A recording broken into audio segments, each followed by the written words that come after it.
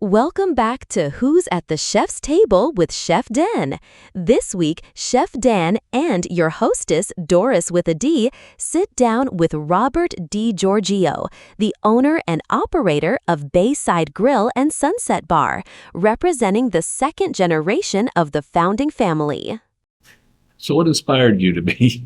I was born into the business. There you go. 'Cause that's why I said we know the answer. We know the answer. So it sounds stupid, but That's why I don't know. I skipped it. What's your pedigree? How you? So your family. my father is 90 years old, and you met him when you came Yes. here today. Yeah. He doesn't And- look a day over 62. And he- I got to be honest. They stay busy, they stay active, and as a son, if you don't stay active, you're a lazy, useless.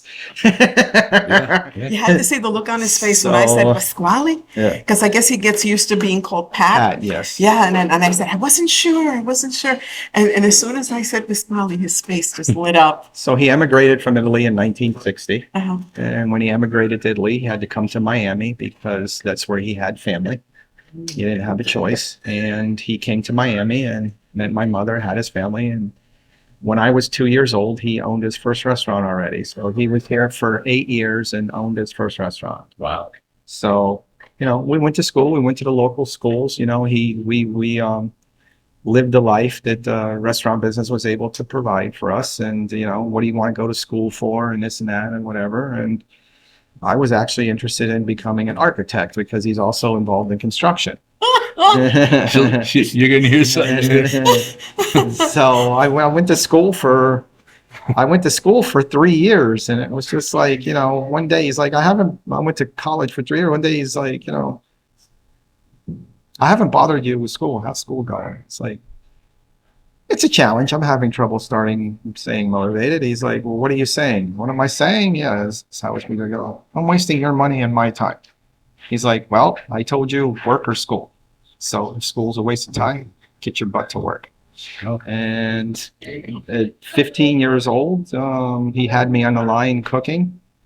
At 18 years old, he was teaching me inventory, ordering, everything. And he taught me how he did things. And as the business changed and things, so I was able to take,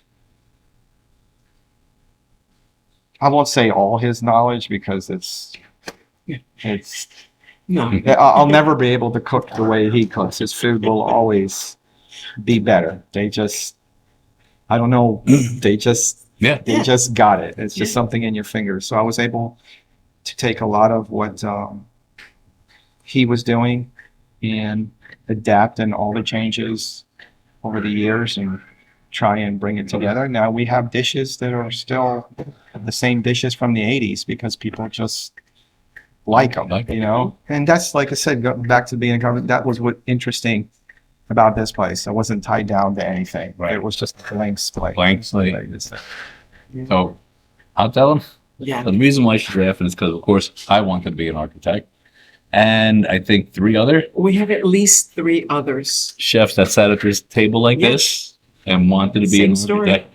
Yeah. So instead of building buildings, we build build food. food and drinks, cocktails. But it's a Yes. funny coincidence. Yeah. Yeah. But you get to use that, when you open a restaurant, you're using that architecture too, because you have to design your restaurant, you have to build it out, it has to be functional. You have to think about all those things. Everything. So it's neat bringing all those things Flow, together. everything. All of it. You got to think about, where is the food going to be received, to how it's going to be cooked, where it's going to be stored, how it's going to be passed to the server, how's the dirty dish going to come in, and where is it Yep. going to be stacked at. The logistics of getting from, A to B is absolutely fascinating. So, you had Oh, yeah. you pretty much were family wise and set up stuff. I inherited places from corporate, where you could see they had somebody corporate design things, and it was like, why is the pantry station over there? And so when you have someone that knows the business and knows how to do it, you like all the things you just said, the whole flow. And I've seen places where the dish machine went left to right, and right was a dead end wall. And it was like the dishes got to go somewhere. You know, we're all guilty of, you don't use a product. It's like cars, you know, the engineer designs the car. Yeah. The mechanic that works on it curses the engineer for Yeah. designing it the way he did. You know, what are you going to Yeah. We got to remember we're all brothers and sisters. Yeah, We got to work together. Yeah. Do you have any weekly specials that you'd like to share with us? Some Like of the every ones we were Wednesday. discussing. Oh, the Like every events. Yeah. Yeah. So, you know, we had things that we were doing, but our daughters now, college years, employer, we're having fun introducing things from their age group. So my older daughter, who's 25 years old, who lives in Orlando, says, "Hey, you need to do girl dinner down there. No one's doing girl dinner." There you go. I'm like, "What's girl What's a dinner? girl dinner? What's girl dinner?" Yeah. So she explained it to me. It's really truffle fries and seafood salad and a martini, but everyone's doing their variation on it. It's turned in. Okay. So, you know, we created a mix and match girl dinner. For $25, you have a menu where you can either pick a cocktail, a wine glass, a salad, an appetizer. You pick one from each category, you bring it together. And basically it equals that you're getting one item for free when you figure it all out, priced Okay. individually. And girl dinner, you know, the ladies like to get together and, you know, make an event or whatever. So it's worked well. Where's the value? You know, it's only to go out to eat for $25 and entertain Yeah. yourself. Yeah.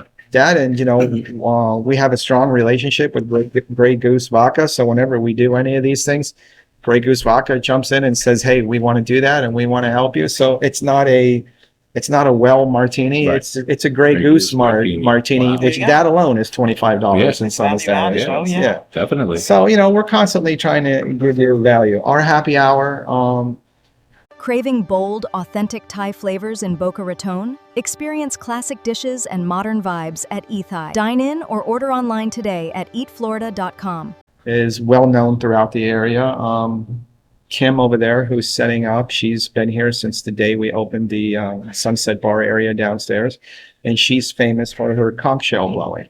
So every day at sunset, you know, at happy hour, she comes out, she pulls out a conch shell, which sounds like a big long horn, and people sit around and do that. So we have happy hour, we have girl dinner, we do a champagne happy hour. People like sunsets and champagne. Right. So from 4 to 6, you can sit at air-conditioned dining room and order any bottle you want for half price. It's kind of, you can come in and do a Moet, a Veuve, whatever, half price. Have a glass of champagne. Not everybody wants to sit down and eat dinner at 5 o'clock in the afternoon. Right. They come in, order a bottle of champagne for half price. You know, so we do a lot of things like that. Our wine dinners are really gaining a lot of traction. We work with a local sommelier. We heard about the last one sold out. Yeah, we'll pretty much sell them all out. So our local sommelier named Tom Smith, he owns another restaurant down the street called Meat, but he's real good at what he does as sommelier. So we like to work together and talk about the restaurant business. And, you know, he's like, "Hey, you want to, you know, let's do a wine dinner." Okay, so we have one picked out for the end of this month that lobster season just opened this week. So we're going to do a lobster fest themed wine dinner. So Nice. I create the menu for 5 courses, the price point, and I hand it to him.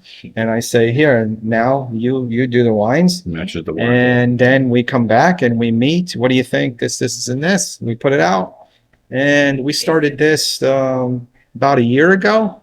And our regular customers, "When's the next wine dinner? When's the next wine dinner?"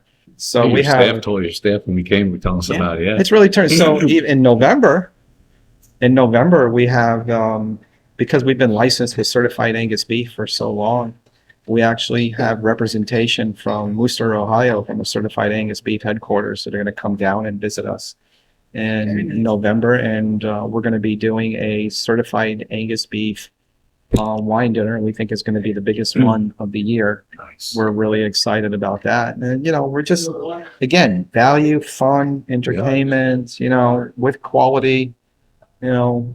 And as that information comes up, forward it to us, and we'll put it on for you guys to see. Sure. For sure. Yeah. So, I'm yeah, sure our it's- readers would love to see that and know where to Yeah. go. This way they can plan. Great idea. So, Yeah. Do you have anything else to add? Oh, no, I love what I do and love where I'm at. thank you for coming in and taking your time with me. And we hope to see many guests. We're here working hard for you, doing the best job we can for you. Thank you And so I'm much. just going to mention the restaurant in front. Mhm. So when they come down, just give us location idea. So we like to call ourselves downtown Key Largo. Right. I've used the term so much, it's actually stuck. Monroe County Planning Department has a layover called the downtown Key Largo area. Because, coming to work, living in Key Largo, it's one stop sign and two traffic signals. So this traffic signal is downtown Key Largo, There you go. our little business district. So we have our original restaurant up by the highway called Cafe Largo that we opened for this one. And you pull into the lot of Cafe Largo and you drive all the way back till you hit the water, and there's Bayside Grill. This area here is actually called Sunset Cove. So us with the sunsets and Sunset Cove, it just all ties together. Excellent. It's beautiful. So we're mile marker 99 and a half. Mhm. Our website is keylargorestaurants.com. Easy to remember. And everything we have to offer and specials, and we try and keep it updated so you can stay in touch with us. Beautiful. Is there a phone number? Yes, the phone number for this establishment is 305-451-3380. Email's on there. You can contact us also. We also respond to social media as best that we can. So, Yes, you do. We can attest to that. Yes.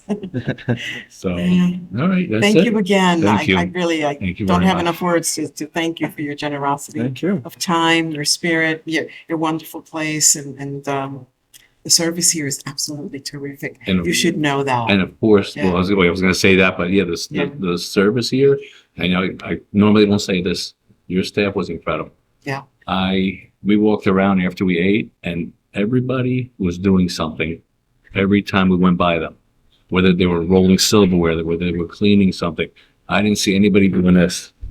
I was like, and I said that when we left, I said, we got to tell this gentleman Yeah. that it was absolutely, kudos, really. Yeah. Time, work, money, loyalty, Yes. family, bring it all together. As I said, the lady over there that's setting up, she's been with us for 15 years. I have one lady that's worked for us since the week we first opened in 1992. It costs money and it takes work, but you really do your best not to constantly turn over staff. Yes. When a job opening comes available, we say rare opportunity for a job, and we get a response. And when people come in, it's like, this is not a 6-month thing or a year thing. What is your plan? Everything we do is long term. So Beautiful. Yeah. It's a beautiful way to do life.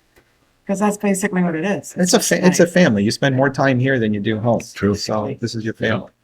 So, so anyway, what I was going to say is at the end of the video, I'm going to be posting the links, the menus, where you can see the menus and all from all three places. This way we don't have to search for it. I'll make sure it's all on there. Okay. Yeah. All right. Yeah, so I guess we have to say goodbye. Yep. So, Darn. all right. So as always, enjoy, and we'll see you here. Bye. Bye.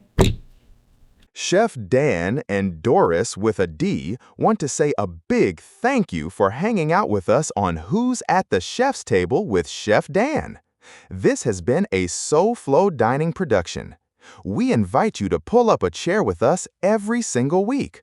Make sure to tune in every Wednesday at 6:30 p.m. for a fresh episode. See you then!